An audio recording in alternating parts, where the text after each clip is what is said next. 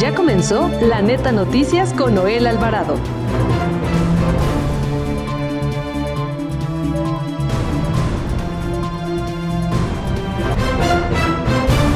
La madrugada de este jueves se registró la fuga de oxígeno en la sala de urgencias del Hospital General de México. Ello provocó que el personal de ese centro de salud aplicara el protocolo de desalojo de pacientes. La oposición PRI, PAN y PRD representada ante el Instituto Nacional Electoral arremetieron contra Morena y aliados del Partido del Trabajo por los actos de corrupción que denunció San Juana Martínez, a quien el gobierno de Andrés Manuel López Obrador le exigió un 20% de los montos pagados por la liquidación a los trabajadores de Notimex. Petróleos Mexicanos ha fortalecido su capacidad de almacenamiento de combustible en un 34% en un lapso de 5 años. El Estado de México es la entidad que más aportó a la disminución de delitos de alto impacto durante el 2023. Así lo aseguró esta mañana la gobernadora del Estado de México, Delfina Gómez Álvarez. Personal de la Secretaría de Seguridad Ciudadana de la Ciudad de México detuvo en 2 acciones operativas a 2 mujeres y 4 hombres que forman parte de un grupo delictivo dedicado a los delitos de extorsión, homicidio y narcomenudeo. Reafirma el gobierno de México el compromiso para atender a madres y padres del caso Ayotzinapa. Muy buenas tardes, bienvenido a La Neta Noticias por Acústica Radio de este 11 de enero del 2024. Y en los próximos 30 minutos les daré toda la información más importante de México y el mundo.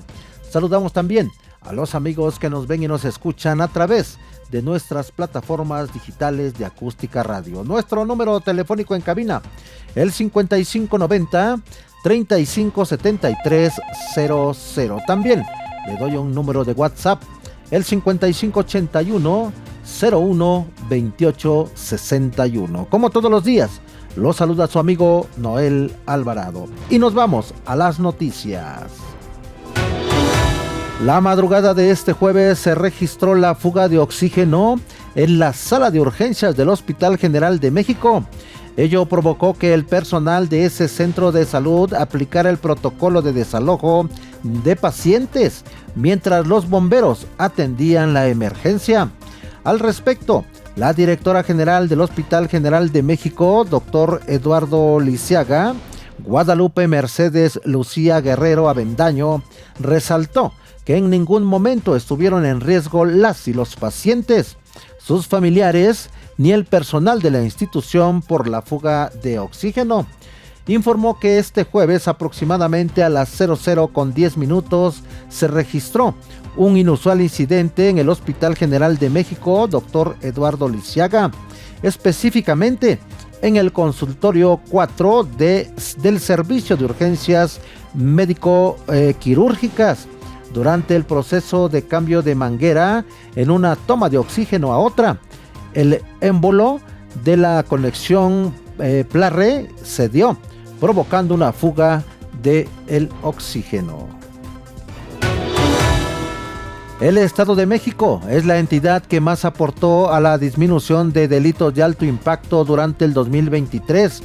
Así lo dieron a conocer a la gobernadora Delfina Gómez Álvarez durante la Mesa de Coordinación para la Construcción de la Paz, estrategia mediante la cual diariamente se supervisan y analizan los temas referentes a la seguridad y al combate a la delincuencia. En la Mesa de Coordinación para la Construcción de la Paz de hoy, recibimos información positiva por el cierre del 2023. Se compartieron datos en los cuales, de acuerdo a cifras preliminares, el Estado de México es la entidad que más aportó en la disminución de delitos de alto impacto. Con el hashtag El Poder de Servir y con la confianza de la ciudadanía, mediante sus denuncias, lograremos un estado más seguro, publicó la gobernadora Delfina Gómez Álvarez en sus redes sociales. Cabe recordar que en la reunión de la primera mesa interestatal de construcción de paz, Estado de México, Guerrero, Michoacán y Morelos, la maestra Delfina Gómez Álvarez informó que en los 3 primeros meses de su gobierno, la incidencia delictiva en la entidad mexiquense disminuyó en 5% en comparación con el mismo periodo del 2022. El trabajo coordinado entre el Instituto Nacional de Migración con otras dependencias de los 3 órdenes de gobierno se ha visto reflejado en los rescates humanitarios que hacen los agentes de migración, así como en los reportes de la Oficina de Aduanas y Protección Fronteriza de Estados Unidos. Y es que de acuerdo con los datos de la Oficina de Aduanas y Protección Fronteriza de Estados Unidos, el 20 de diciembre del 2023 detuvo en zona estadounidense a 12,284 migrantes que lograron cruzar la frontera, en tanto que del lado mexicano, el Instituto Nacional de Migración rescató a 8,626 migrantes. El día 9 de enero de este año, la cifra de la Oficina de Aduanas y Protección Fronteriza de Estados Unidos disminuyó de manera considerable a menos de 5,000 detenciones, mientras que en México los agentes de migración asistieron a 9,065 personas. De acuerdo con lo que marca la ley migratoria y su reglamento, los migrantes auxiliados por el Instituto Nacional de Migración fueron trasladados a albergues, estaciones migratorias o al desarrollo integral de la familia, dependiendo de la situación de cada persona, con el único fin de velar por sus derechos. La disminución de migrantes es el resultado del gobierno mexicano a través del Instituto Nacional de Migración, que redoblan esfuerzos para evitar que la población en movimiento que se encuentra de manera irregular en el país no caiga en las redes del crimen organizado o que arriesguen su vida por los caminos complicados que utilizan para llegar a la frontera con la intención de cumplir su sueño americano. Personal de la Secretaría de Seguridad Ciudadana de la Ciudad de México detuvo en 2 acciones operativas a 2 mujeres y 4 hombres que forman parte de un grupo delictivo dedicado a los delitos de extorsión, homicidio y narcomenudeo que opera en la zona poniente de la capital del país. Su captura se logró en la colonia Bellavista de la alcaldía Álvaro Obregón, cuando observaron a un grupo de jóvenes que manipulaban un arma de fuego. Al ser asegurados, se les encontró una pistola corta con 30 cartuchos útiles. Además, se aseguraron 47 dosis y una bolsa de polvo blanco con las características de la cocaína, 43 dosis con una hierba verde y seca similar a la marihuana, una báscula gramera, 5 teléfonos celulares, un dispositivo GPS y varios chips para dispositivos móviles. Los implicados quedaron a disposición del Ministerio Público de la Fiscalía General de Justicia de la Ciudad de México y en las próximas horas se determinará su situación jurídica. La violencia se ha convertido en un grave problema social y se ha agudizado en países de Centro y Sudamérica. Sobre el tema, escuchemos al experto en temas de seguridad nacional, Julio Tapia. Muy buenas tardes, Noel Alvarado. En los últimos años la violencia se ha convertido en una problemática social, la cual se ha agudizado en América Latina, en particular en países como Brasil, Chile, Colombia, Estados Unidos, Ecuador y ahora también se une a la lista México, lugares en donde la violencia y otros fenómenos se manifiestan de forma distinta, siendo la escuela un lugar donde se percibe con mayor frecuencia. México presenta niveles de violencia crecientes que se han registrado en las investigaciones que los cuerpos encargados de la seguridad pública y procuración de justicia realizan como labor cotidiana. y en donde es posible estimar la elevación de la incidencia delictiva a niveles considerables. El narcotráfico, la trata de personas, la delincuencia organizada, el homicidio, la extorsión son tan solo algunas de las manifestaciones que tiene el fenómeno delictivo y son conductas que el Estado mexicano condena. Sin embargo, a pesar de estar tipificadas en los códigos penales u otras leyes, son constantes o hasta permanentes en la vida social. Son incontables las causas que originan fenómenos antisociales y delictivos. Esta problemática es multifactorial y por lo tanto los casos dependen en gran medida del contexto y de las condiciones de cada persona. Aunque existan reglas generales, cada conducta desplegada responde en sí mismo a ese contexto específico. Sin embargo, resulta un hecho que existen factores que influyen y propician el deterioro del tejido social y permiten el origen de la criminalidad en países como México. Es posible detectar que la economía juega un papel clave en el desarrollo de la conducta criminal. Pero, ¿es este un factor determinante, sino causal? La economía de un país resulta la vía de supervivencia casi para todas las sociedades actuales. Se trata de un motor de trabajo, de remuneración de los hogares y de la manera para salir adelante. En contraste, su ausencia puede tener grandes consecuencias en el nivel micro y macro de un país, de la sociedad en general. Otro factor que influye para la comisión de alguna conducta delictiva es la cultura, la cual está dada por la familia y la comunidad de la que el individuo es integrante, teniendo que adaptarse a sistemas normativos o a reglas que imponen los miembros, muchas veces que no contemplan las leyes o que no son de competencia, por ejemplo, la religión.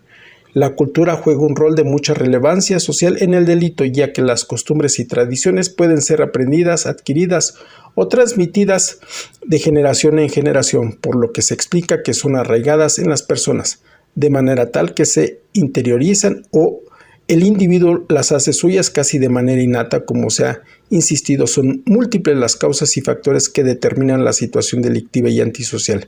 Sin embargo, la educación, en particular la política educativa, es un factor que propicia o brinda bases de presentarse el delito cuando está ausente, lo que quiere decir que la tesis que sigue, que es que a mayor educación menor incidencia delictiva y viceversa, ello da la posibilidad de que la educación sea un mecanismo de prevención del delito, por lo que debe ser una materia de nuestro sistema educativo para ganarle terreno al delito. Soy Julio Tapia y me puede seguir en Despacho Jurídico Tapia y Asociados.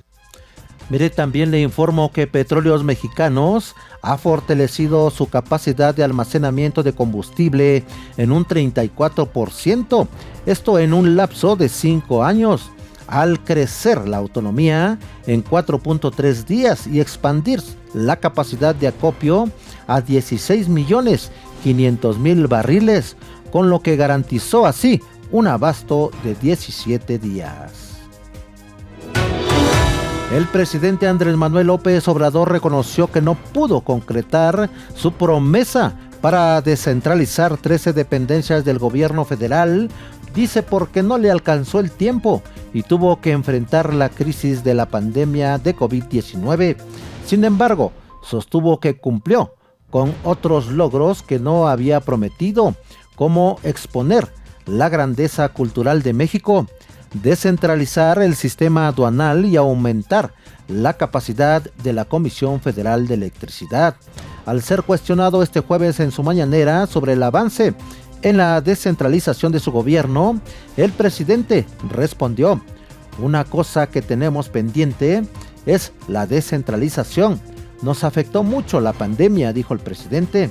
Y es que a menos de 9 meses que concluya su administración, el presidente reconoció que tendrá tiempo suficiente para lograr su promesa de enviar fuera de la capital las dependencias de Estado, pero objetó que sí logrará enviar a la Secretaría de Energía a su natal Tabasco y a la Coordinación Aduanal a Nuevo Laredo, mientras señaló que la Secretaría de Cultura se maneja desde Tlaxcala.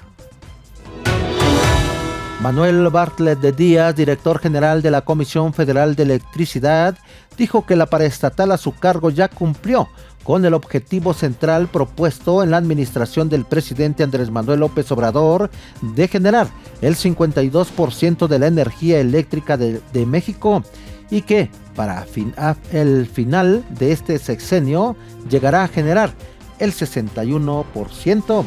Durante su participación en la conferencia presidencial de este jueves, Bartles Díaz expresó que la capacidad de la Comisión Federal de Electricidad con la adición de las plantas de Iberdrola incrementará y la Comisión Federal de Electricidad llegará al 61% en septiembre de este año. El director de la Comisión Federal de Electricidad indicó que se puso en marcha en este sexenio un plan de rescate del sector eléctrico para que el Estado tenga su control.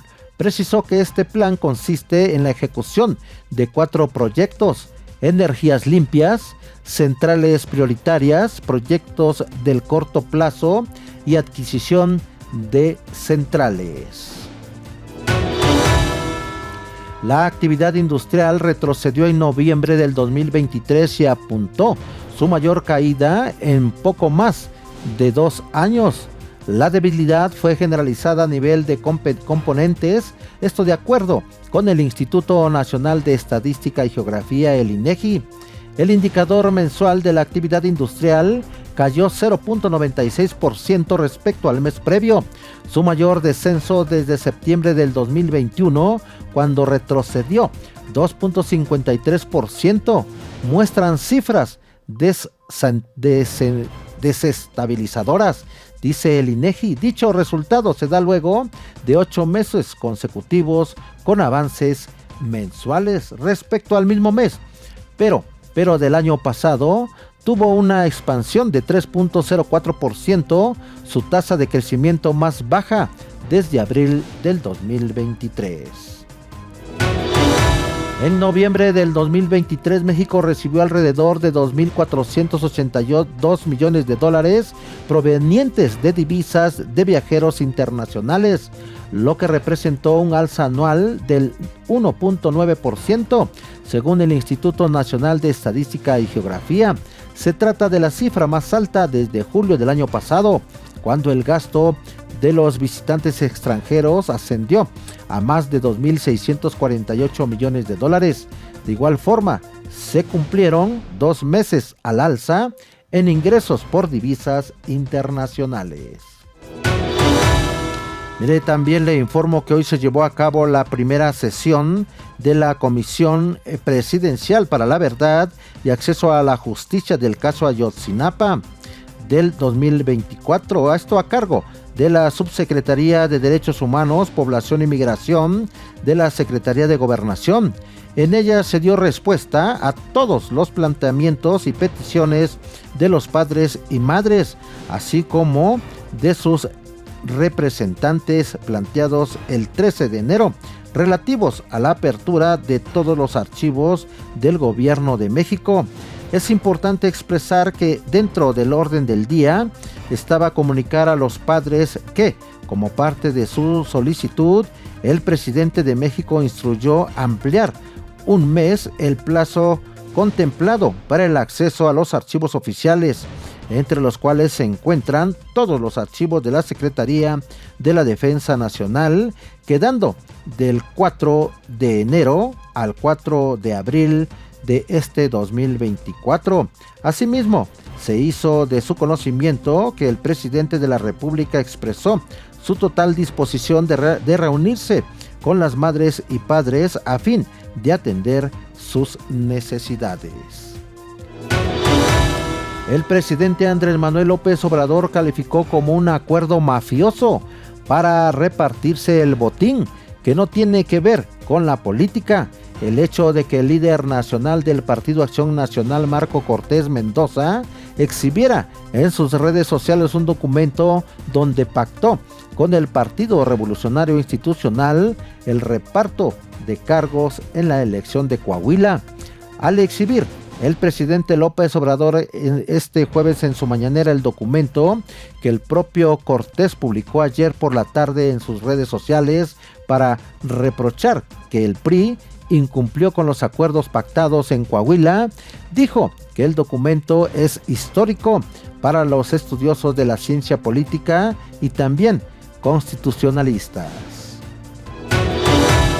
El Consejo Político Nacional del Partido Revolucionario Institucional aprobó la expulsión de las diputadas locales Mónica Fernández y Wesley Jiménez por haber votado a favor de la ratificación de la fiscal de la Ciudad de México, Ernestina Godoy Ramos, lo que fue considerado por el tricolor como una traición.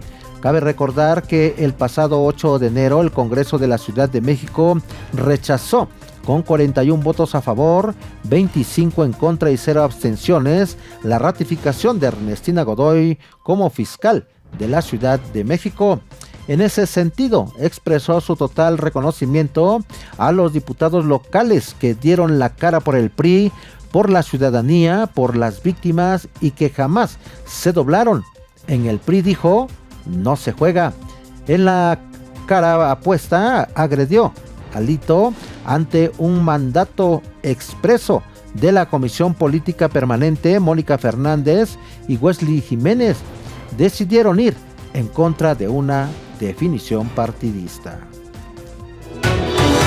El Instituto de Fondo Nacional de Vivienda para los Trabajadores, el Infonavit, dio a conocer que el saldo de los créditos hipotecarios denominados en veces salario mínimo subirán 4.66%, correspondiente al incremento porcentual de la unidad de medida y actualización.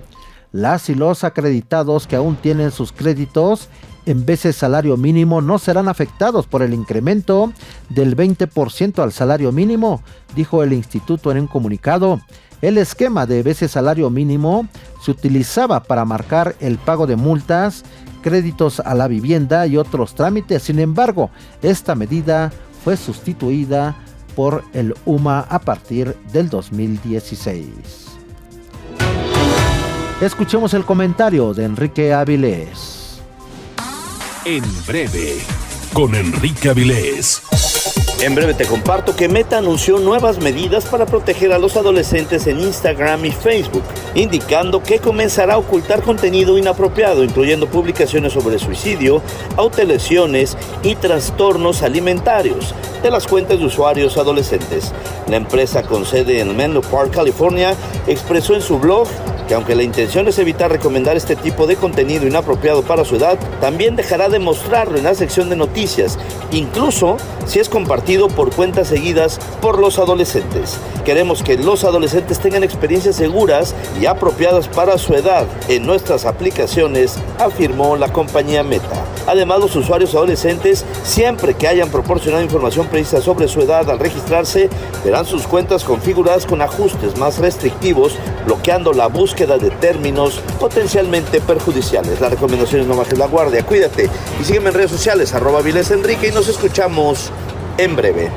Y mire, también le doy a conocer que la presidenta del Sistema Desarrollo Integral de la Familia de Catepec, Estado de México, Esmeralda Vallejo Martínez, realizó la entrega de 2,000 cobijas a habitantes de las zonas altas del municipio, donde la sensación térmica ha alcanzado temperaturas bajo cero durante la actual temporada invernal.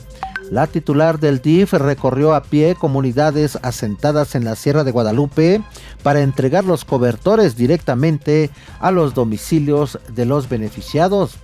Vallejo Martínez informó que las colonias donde se entregarán los apoyos son La Cuesta, Casitas a San Andrés de la Cañada, Los Bordos, Ampliación Los Bordos, Tablas del Pozo, entre otras, donde las familias padecen por las bajas temperaturas, principalmente por las noches y de madrugada.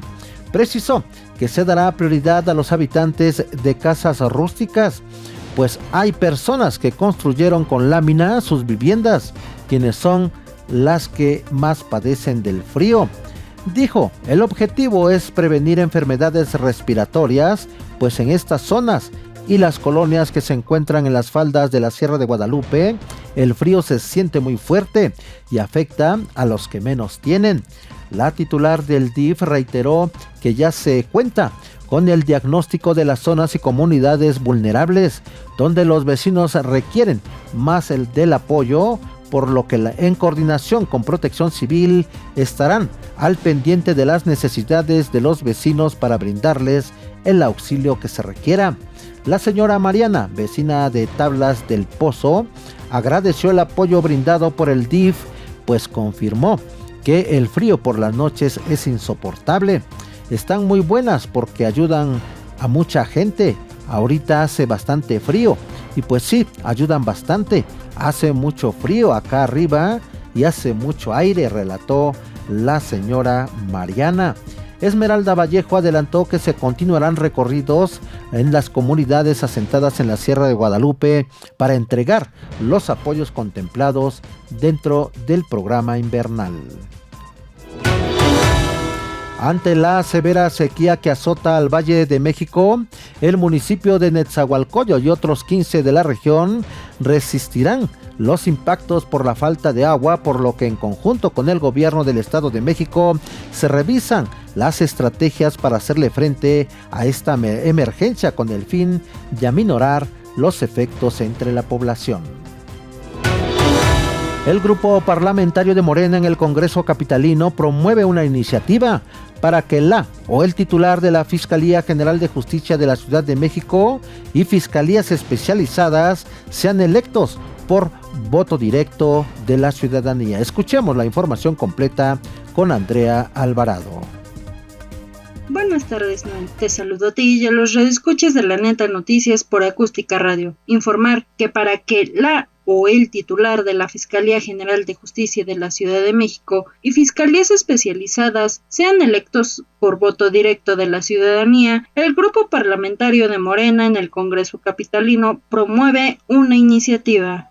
Mediante el diputado local Alberto Martínez Urincho, los morenistas dieron el primer paso en torno a ese tema al promover formalmente que los encargados de las fiscalías en la metrópoli sean electos por voto universal, libre, directo y secreto en los términos que prevea la ley en la materia y que duren 6 años en el cargo con posibilidad de reelección por un periodo similar, ya sea sucesiva o alternada. Las personas candidatas se presentarían a elecciones en forma de planilla que al efecto postulen los partidos políticos locales o los ciudadanos en los términos que fije la ley electoral. Martínez Urincho fundamentó que ante las circunstancias que atraviesa la Ciudad de México por la no ratificación de la ex titular de la Fiscalía General de Justicia Capitalina, Ernestina Godoy Ramos, es necesario que la ciudadanía tome en sus manos la elección de estos funcionarios. Delineó que los conflictos con fiscalías se presentan en algunas entidades del país, como es el caso de las de Guanajuato, Morelos y Nuevo León, que se han utilizado como instrumento de golpeteo político.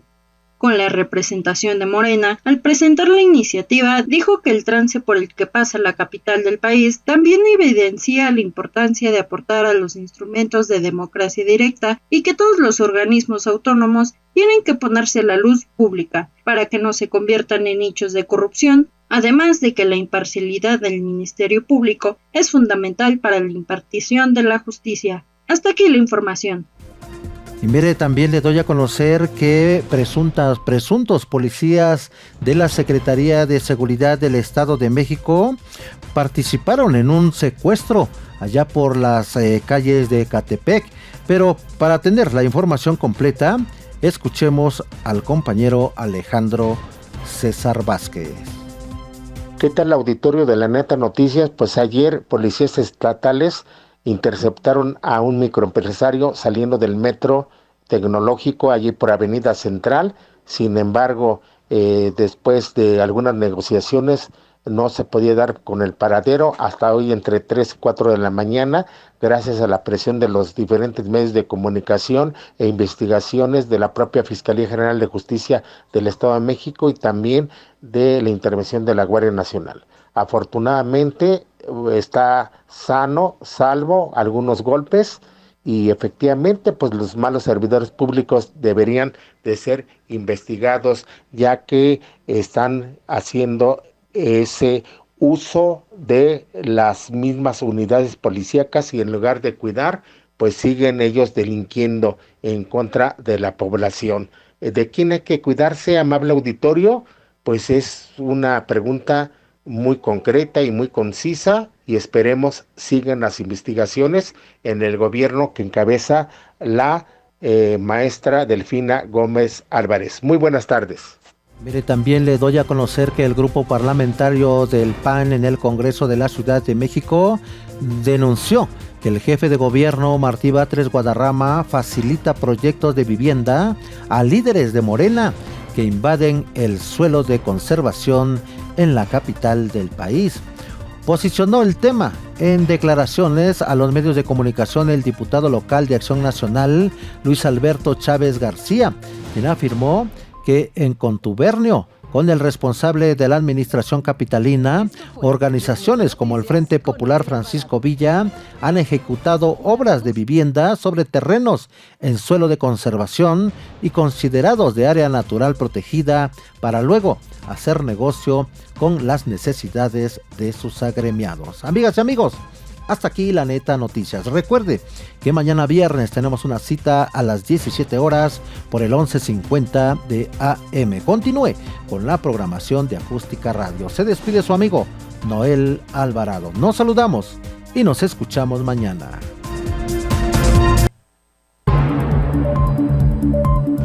Esto fue La Neta Noticias con Noel Alvarado. Una producción de Grupo Acústica.